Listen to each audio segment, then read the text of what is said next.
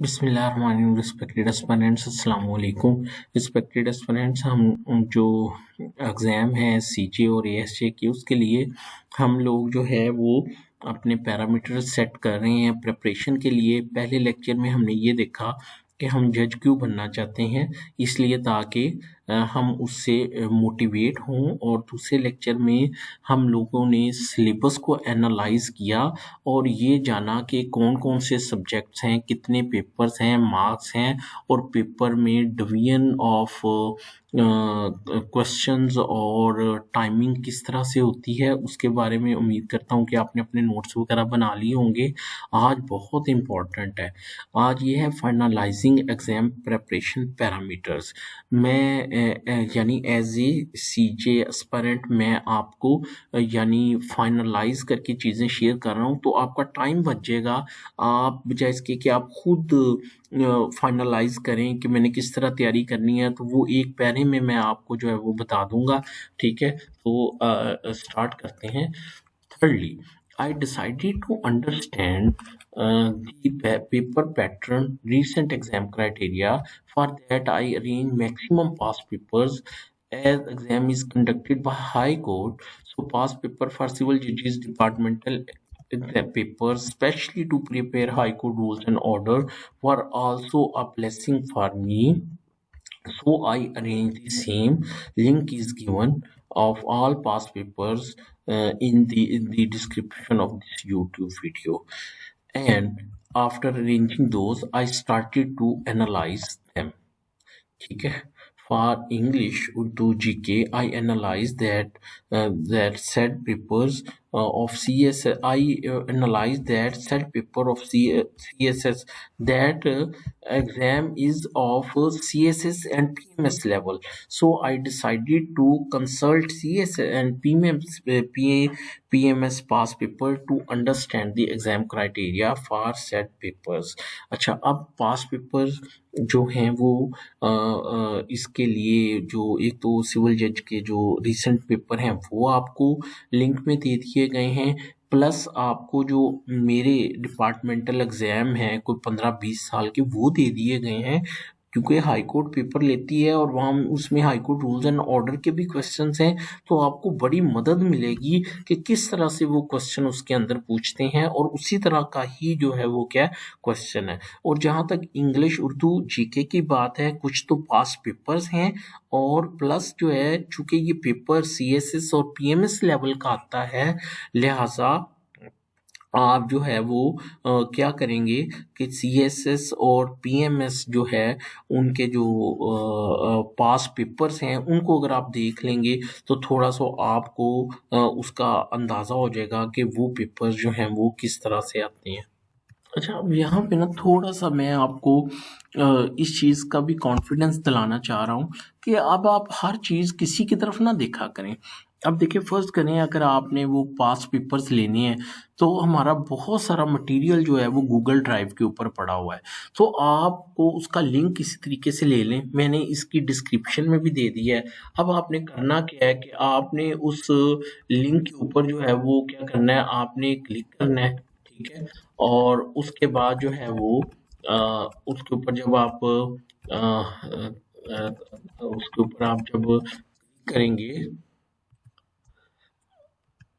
अच्छा जब आप उसके ऊपर क्लिक करेंगे, जो लिंक आपको जो है वो दिया हुआ है, तो उसमें इस तरह से एक फोल्डर खुल जाएगा एग्जाम्स का। ठीक है, अब ये सिविल जज एग्जाम और एडीपीपी एग्जाम, यकीन जानिए कि अगर आपको इस पे सर्च करना आ जाए ना तो इसमें इतना जबरदस्त और एक्यूरेट मटेरियल पड़ा है रिटन एग्जाम से लेके इंटरव्यू तक के आप बिलीव नहीं कर सकते। अब आप यहाँ पे लिखिए पास पेपर्स, लिखा, ये देखें पास पेपर्स आ गए।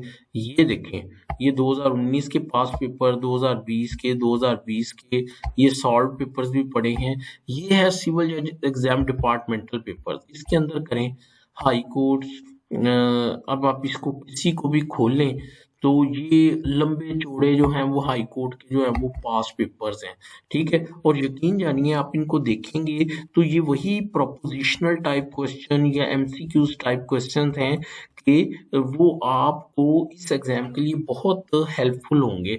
तो क्राइटेरिया को अंडरस्टैंड करने के लिए आप क्या करेंगे कि आप इन पेपर्स को जो है वो ज़रूर गो थ्रू करेंगे। यानी जो हमारे डिपार्टमेंटल पेपर हैं, आप उनको भी क्या करेंगे, गो थ्रू करेंगे। एएसए के पेपर होंगे, सिविल जज के पास पेपर जो है वो होंगे, तो वहाँ से आपको इसका क्राइटेरिया जो है वो क्या होगा, पता चल जाएगा। अच्छा, इसी तरह अब हम बात कर लेते हैं, अगर हमने वो उसके लिए लेने हैं पास पेपर, उसके लिए उर्दू इंग्लिश के लिए, तो आप जाइए, लिखिए cssforum.com.pk और उसके बाद CJ cssforum.pk, ये वेबसाइट खुल गई है cssforum.com.pk। इतनी जबरदस्त किस्म की वेबसाइट है, यहाँ पे इतना आप अपना पूरा जनरल नॉलेज इंग्लिश उर्दू जो है वो यहाँ से तैयार कर सकते हैं। और यहाँ पे जो मटेरियल पड़ा है वो इतना ज़बरदस्त है, इतने ज़बरदस्त किस्म के ऐसे पड़े हैं, यू कांट इमेजिन। आप अगर उन 2-2 4-4 ऐसेज को मिला के अपना लिख लें तो उससे अच्छा कोई वो जो है वो नहीं होगा। अब ये देखें, यहाँ पे ये पास पेपर का ऑप्शन भी बना हुआ है, आप सर्च भी कर सकते हैं। अब ये देखें, पास पेपर 2021-22 और 1971 से लेके 2015 तक के पास पेपर। तो यहाँ पे आप उर्दू के लिए, इंग्लिश के लिए सर्च कर सकते हैं, देख सकते हैं कि पास पेपर का जो है वो क्राइटेरिया क्या है, उसके मुताबिक आप तैयारी कर सकते हैं। नहीं तो जो सिविल जज के अब 2, 4, 5 पेपर इकट्ठे हो गए हैं, वो भी आपके लिए जो है वो काफ़ी है। यहाँ से आप इंग्लिश, एससी, ईडीएम, प्रेसी, हर किस्म की गाइडलाइंस है।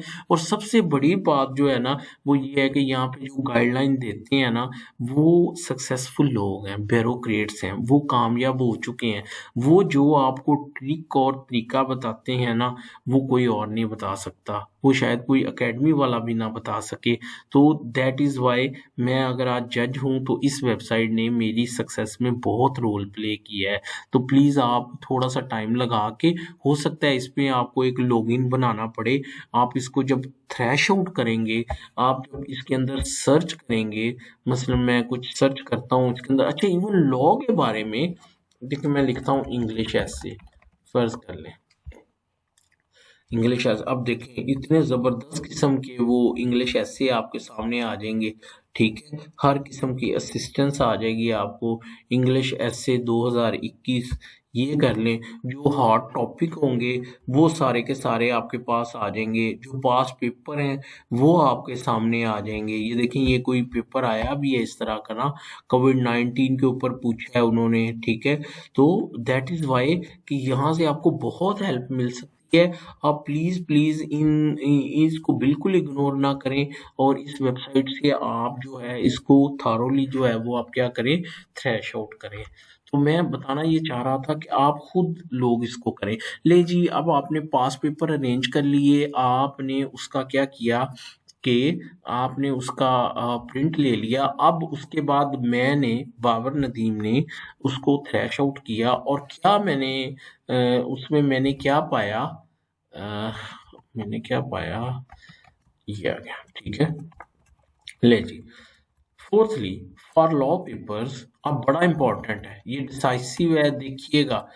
I concluded that most of the questions are in the form of proposition or order writing, which is in fact the implementation of the theory or bare act or the law read in LLB on the given supposed facts and circumstances. I found that high court papers are not so difficult, but in fact technical, and if I prepare myself conceptually with the following parameters, I will definitely clear that exam. बच्चों, मैं पता क्या कहना चाहता हूँ, आम अल्फाज में बताऊं। देखो, एक डॉक्टर जो होता है वो क्या करता है, वो थ्योरी पढ़ता है और हॉस्पिटल में जाके उसको अप्लाई करता है। मैं जज हूँ, आप वकील हैं, आप भी क्या करते हैं, लॉ घर से पढ़ते हैं और आके फाइलों के ऊपर उसको क्या करते हैं, अप्लाई करते हैं। अब जो पेपर हैं वो भी अब यही है, एलएलबी में सिर्फ थ्योरी थी, सब्जेक्टिव लिखा, घर आ गए। ठीक है, लेकिन अब इस तरह नहीं है। अब आपको जो क्वेश्चंस आएंगे वो बेसिकली उस लॉ की इम्प्लीमेंटेशन है। वो आपसे कहेगा कि ये फैक्ट्स हैं तो इसका जवाब दो, और यकीन जानो एलएलबी के पैटर्न पे एक सब्जेक्टिव क्वेश्चन अटेम्प्ट करने से ये क्वेश्चन 1000 गुना इजी है, बशर्ते कि आपका कंसेप्ट क्लियर हो। ना याद रखने की जरूरत है, ना लंबा लिखने की जरूरत है। सिंपल आपको पता है कि जी रिमांड देने की ग्राउंड ये है कि acquisition is well founded and there is real necessity for investigation, कि कॉर्पस जरूरी है। बस अब आपको ऑर्डर आ गया, रिमांड लिखो, आप 2 मिनट में लिख लोगे। ठीक है, यानी अगर आपके कॉन्सेप्ट क्लियर है तो आपके लिए कोई इशू ही नहीं है कि आप उसको जो है वो ना कर सकें। तो बच्चों, गाइडों पे ना जाना, एलएलबी की तरह तैयारी ना करना, आगे वो पकड़ के लगे हो उसको और दिन रात याद करने लगे हुए हो। मुझे बड़ा तरस आता है ऐसे लोगों के ऊपर। ऐसी बात नहीं है, ऐसी बात नहीं है, समझने वाली बात है। अगर आपने अनफॉर्चुनेटली कुछ ऐसे लोग भी तैयारी कर रहे हैं, उनको ये नहीं पता बेर एक्ट क्या होता है। बेर एक्ट बेसिक लॉ, और उसके साथ जो है वो मैं आपको आगे चल के बताता हूँ। अच्छा जी, सो I will definitely clear the following. I prepare myself conceptually with the are so difficult, but in fact technical, and if I prepare myself conceptually with the following parameters, I will definitely clear the exam. अब वो parameters क्या हैं? I have to prepare the exam conceptually, यानी मुझे सिर्फ समझना है कि रिमांड का सेक्शन कहता क्या है। मुझे कोई जरूरत नहीं है उसके नोट्स बनाने की, मुझे कोई जरूरत नहीं है लंबी लंबी हेडिंग्स बनाने की, मुझे कोई जरूरत नहीं है इंट्रोडक्शन कंक्लूजन लिख के उसके ऊपर टाइम जाया करने की। बस मुझे अपना कंसेप्ट क्लियर करना है। फिर उसके बाद to clear concept I have to go through the basic law bare act. एक तो मुझे वो बेरेक्ट पढ़नी है। फिर to grip over the subject topic I also have to go through basic law along with interpretation of that law held through case laws. जो case laws के तहत उस सब्जेक्ट की इंटरप्रिटेशन हुई है, कुछ हद तक मुझे वो देखनी है, ताकि मैं कॉन्फिडेंट हो सकूं कि भाई इस टॉपिक में से अब जो भी क्वेश्चन पूछा गया मैं उसको क्या कर लूंगा, सॉल्व कर लूंगा। ये हर एक के ऊपर जरूरी नहीं है। जहां पे प्रोसीजर की बात हो वहां पे डेप्थ में जाने की जरूरत नहीं है। ठीक है, आइंदा जो मेरा लेक्चर होगा उसमें मैं आपको ये रिसोर्सेज बताऊंगा। आज तो ये बता रहा हूँ ना कि क्राइटेरिया क्या है एग्जाम प्रिपरेशन का। अगले लेक्चर में मैं ये क्लियर कर दूंगा कि हमने उसकी तैयारी करनी कहाँ से है, along with the interpretation of the law held through case laws on that subject. फिर I have to learn the art to attempt a propositional question. फिर मुझे वो बेसिक लॉ भी पता होना, बेसिक पैरामीटर्स भी पता होना चाहिए कि एक प्रोपोजिशनल क्वेश्चन को कैसे सॉल्व किया जाता है। मैं करवा चुका हूँ, अगले लेक्चर में उसको क्लियर कर दूंगा। I have to learn the art to write any court order. मुझे कोई भी कोर्ट ऑर्डर लिखने के लिए बेसिक इंग्रेडिएंट्स का पता होना चाहिए। फिर I have to learn the art to present और attempt a paper in the best way. So मैंने जो एनालाइज किया है, एक्सपीरियंस किया है पास पेपर से, वो ये है कि मेरी प्रेजेंटेशन अच्छी होनी चाहिए। ठीक है, देखेंगे उसको भी। Syllabus is so lengthy, so I have to do smart study. Very important, किसी टॉपिक के ऊपर स्टक होके नहीं रह जाना। आपने एक टॉपिक के ऊपर पूरा दिन जाया नहीं करना, नहीं आता छोड़ दें उसको। ठीक है, और आपको ये भी बताऊंगा कि कैसे कैसे आप 1 मिनट में किसी भी टॉपिक के ऊपर बगैर किसी की घर बैठे सिर्फ सोशल मीडिया के ऊपर आप अपना कॉन्सेप्ट उसके ऊपर क्लियर कर सकते हैं। ठीक है, तो ये हो गया। ये वाले मैंने क्या कर लिए, अपने वो गाइडलाइन जो है वो मैंने क्या कर ली, सेट कर ली कि ये पैरामीटर्स हैं जिन पे मैंने तैयारी करनी है। अच्छा, अब उसके बाद क्या है, अब वो पैरामीटर सेट करने के बाद कि मैंने कंसेप्चुअली तैयारी करनी है और ये चीजें सीखनी है। Now I decided to finalise my resources, यानी law books material to prepare the exam as per pattern and depth required by the examiner. हमने ऊपर क्राइटेरिया सेट किया है, अब उसके लिए मेरे रिसोर्सेज क्या होंगे, मैंने कौन कौन सी चीजें सामने रख के तैयारी करनी है। एक सब्जेक्ट के ऊपर हजारों किताबें होती हैं, तो क्या मैं सारा जो 2 माह है उस 2 माह में मैं वो किताबें ही पढ़ता रहूंगा? कौन सी ऐसी बेसिक चीजें हैं, ऐसी जिनको चीदा चीदा चीजें हैं जिनको मैं गो थ्रू करके अपनी जो सक्सेस है उसको मैं क्या कर सकता हूँ, इंश्योर कर सकता हूँ। ये इंशाल्लाह मैं आपको अगले लेक्चर में बताऊंगा। मुझे अपनी दुआओं में याद रखना है। Thank you so much. Allah Hafiz.